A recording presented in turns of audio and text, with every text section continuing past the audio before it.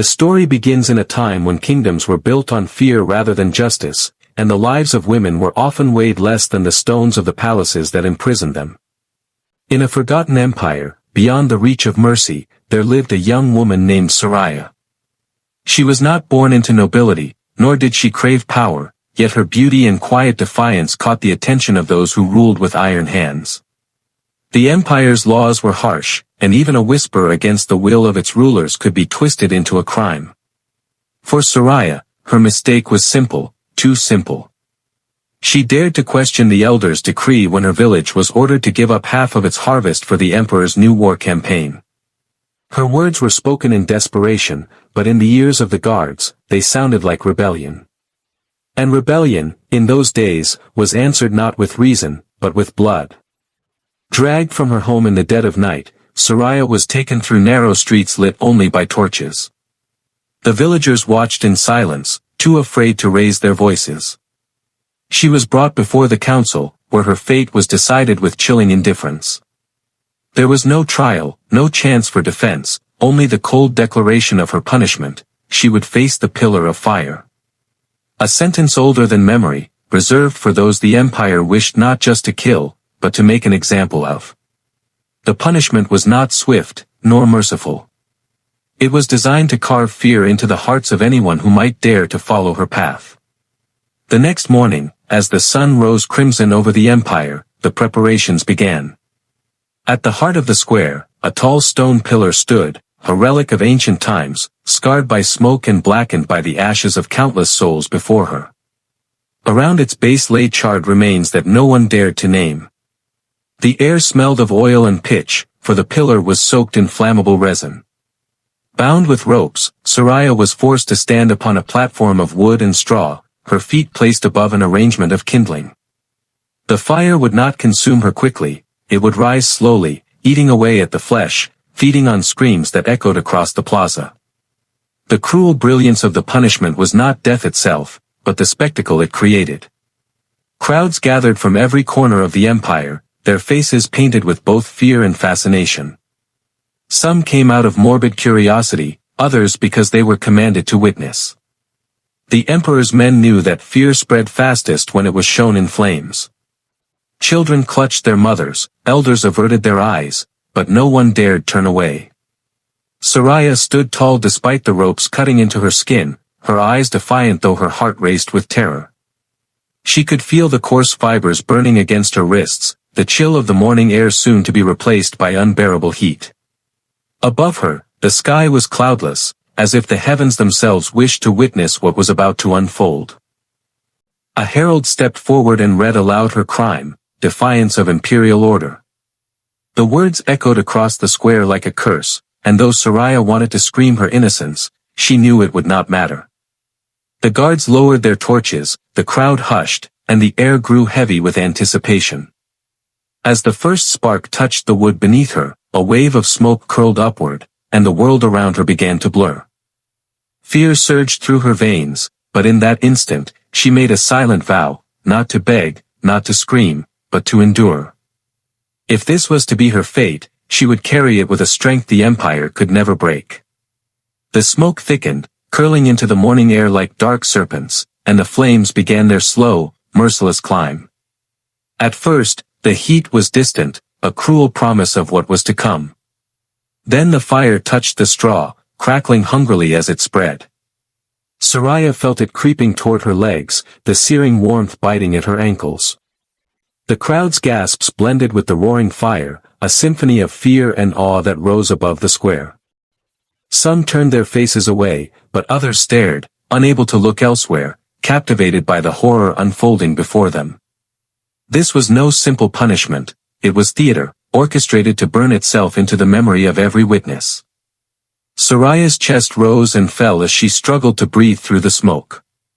Every instinct screamed at her to cry out, to plead for mercy, but she clenched her teeth and swallowed the pain, her body trembling but her spirit unyielding.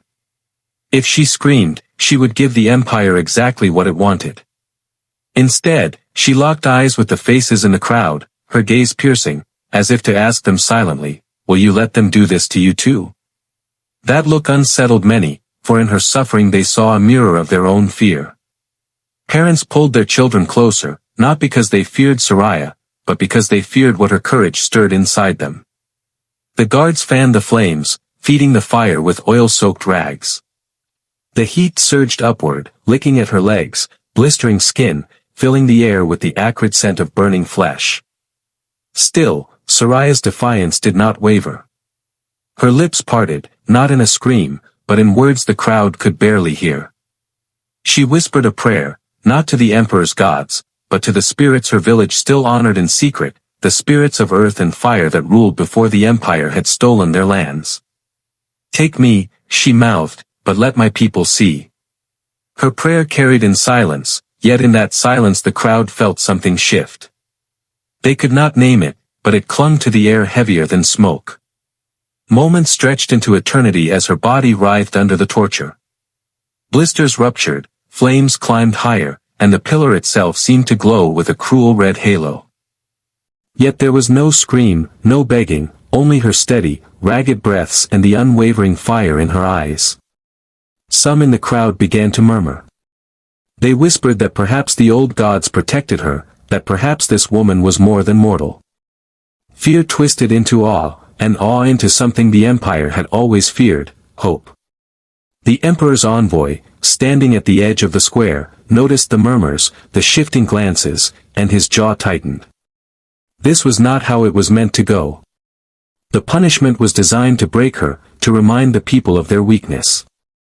Instead, Soraya's silence had become louder than screams, her endurance a rebellion more dangerous than any spoken word. He signaled to the guards to pour more oil, to drown her resistance in fire, but even as the flames surged higher, the murmurs in the crowd grew. Some covered their mouths in disbelief, others lowered their heads as if ashamed. They had been taught all their lives that fear was stronger than courage. Yet here was a woman proving them wrong with every blistered breath. And then came the moment the empire had not expected.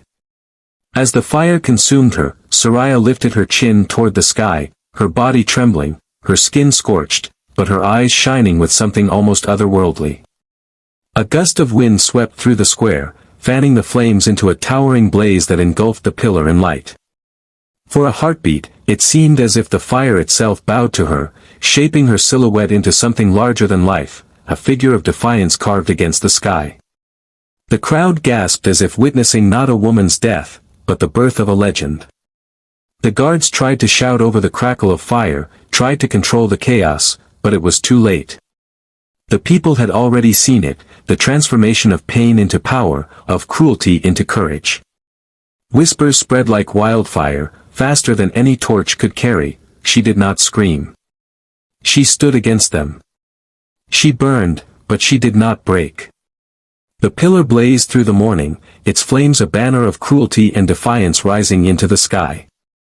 By the time the fire began to die, silence had fallen over the square. Where Soraya had stood, only ashes remained, yet in that silence, she lingered, etched into the minds of all who had witnessed her final stand. The guards expected the crowd to disperse, cowed into obedience, but instead they found eyes that no longer looked downward in fear.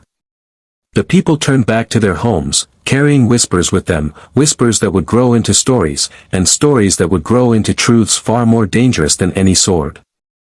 In the days that followed, Soraya's name spread beyond the square. At the wells, in the markets, in the shadows of the villages, her defiance was retold again and again. Children whispered it to each other in the dark.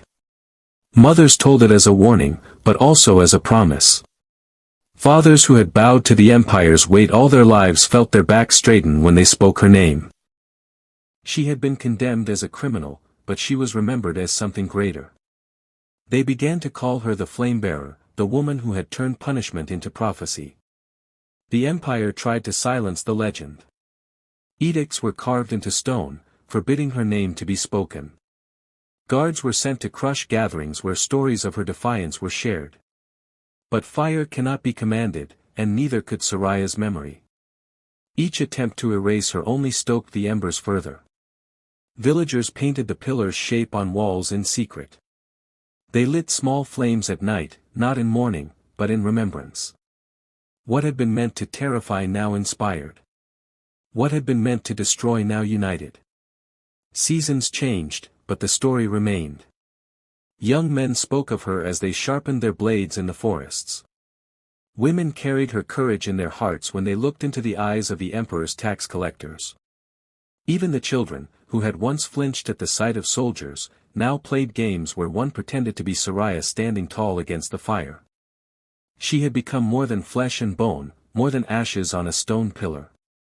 She had become a symbol, and symbols were far harder to kill than people. Years later, when rebellion finally rose like a storm across the empire, the rebels carried banners painted with fire, their cries echoing Soraya's silence. They did not forget that she had faced the flames without yielding. They remembered that in her final breath, she had refused to give them what they craved, her fear. And though the empire fought with steel and blood, it could not fight against what Soraya had left behind.